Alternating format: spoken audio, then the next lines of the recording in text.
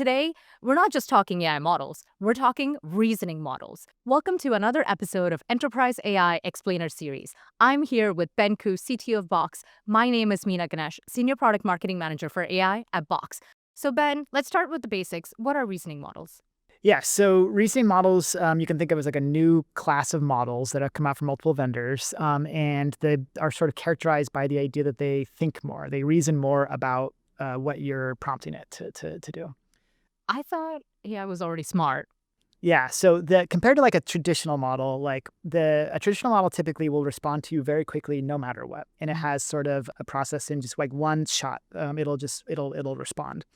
And so these new reasoning models, which do things like O3 Mini, O4 Mini from OpenAI, Gemini has the ability to do thinking models now from Google, Anthropic has thinking models, and others. And they have this sense of that you can ask them to think more about their answer. Mhm. So in many ways, this is kind of similar to, I think, the way that people work. And so it's one way to understand the thinking model difference is to kind of understand like how people operate in a normal sort of context. And some people call this system one or system two thinking if you're into such things. So here's an example. Here's a question for you. Quiz? Yes. Okay. Hey. Ready? You have to answer right away. Okay. What was our last episode we did here? And tell me the key points about it. Go.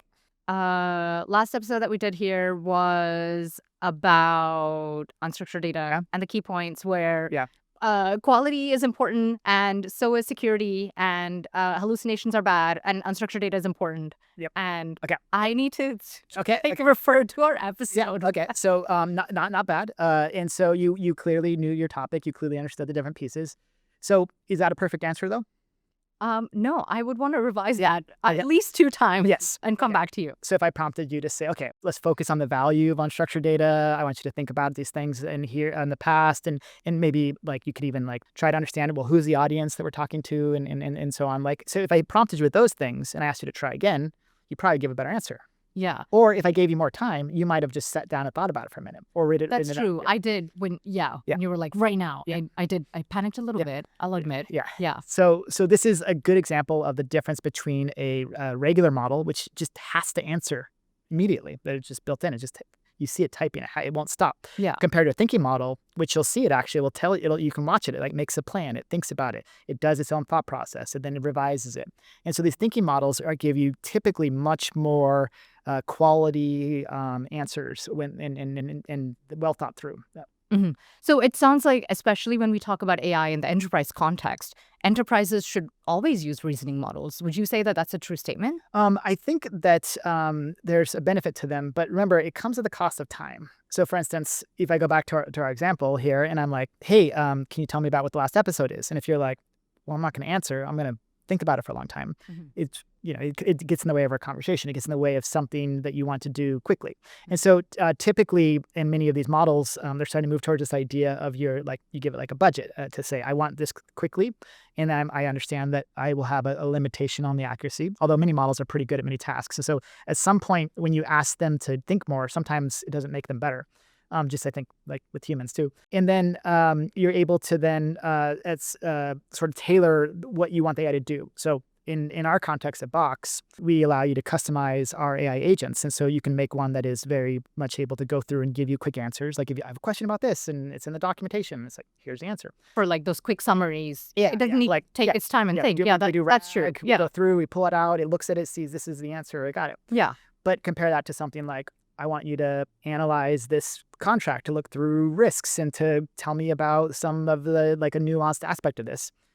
You actually are completely okay to wait a little bit of time to get a better answer. So those are kind of the differences in sort of how you would approach that different types of generative AI on your content would require different amounts of thinking and quality. Got it. So it sounds like then in order to leverage AI, reasoning models have a very specific place and in terms of what we can get out of it and the context with which we use them. Yeah. And can you give me 1 or 2 examples of like when I would use one, when I would use another? Yeah, for most enterprises, the simple example would be to try it in your content and then in your use cases. The contract example is a good one where at some point you're looking for simple information that comes, just immediately, and then you get great results. And then other cases, I think most people have had a moment with AI where they have said, I am not happy with that result. The historical models that you might have tried at that moment might not have been able to understand all your instructions, might not have been able to reason through it all well.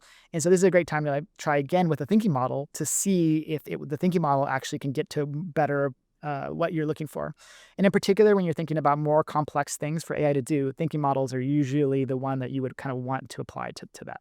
I see. Okay. Well, I want to go back to a couple things that you mentioned earlier in one of your previous examples. You mentioned thinking models being able to give better quality answers, which is so important for an enterprise to rely on AI for. You also mentioned that it reduces hallucinations, but then you also threw in RAG in there. Can we connect those concepts? I thought in one of our previous episodes, we talked about RAG and how that can help reduce the risk of hallucinations. Yeah. Where does the thinking model fit? Like, how do these all come together? Yeah. At some point, an AI model or a person, if you just give them too much data, then they're going to struggle with it. And so you're almost limited, even with RAG, about how much you can hand it to the model any moment to understand. Mhm. And why they can focus on it, what it can pay attention to, and how it can think through things. And oftentimes you start to trade quality by giving it more and more and more. And so the idea of a thinking model is when you're looking for nuance, when you're looking for processing a lot of info, like the thinking models can better plan out and be able to respond to you better. With RAG, or not. Like, and so therefore it goes back to the idea of quality overall. I see. Okay, so let's recap a little bit. We talked about what is the reasoning model, how it's different, why that's important. I mean, this episode and these series are all about bringing AI into the enterprise. So for our viewers watching, what would be the TLDR here for them? I think that the key is that as a major new evolution of AI models are coming out, these thinking models, these reasoning models, you can start to see this as a way to get higher quality of responses and more complex tasks. And this will be yet another tool that you can use as an enterprise, or the companies and the platforms that provide AI to you, like Box, can use to then do more and more of complex use cases in your environment. Yeah, that was really insightful. And I think that really helps put into the picture the difference of the models that are coming out and reasoning and where that fits in with RAG. So that was really insightful. Thanks, Ben. And thank you to our viewers for tuning in to yet another episode of Enterprise AI Explainer Series. See you next time.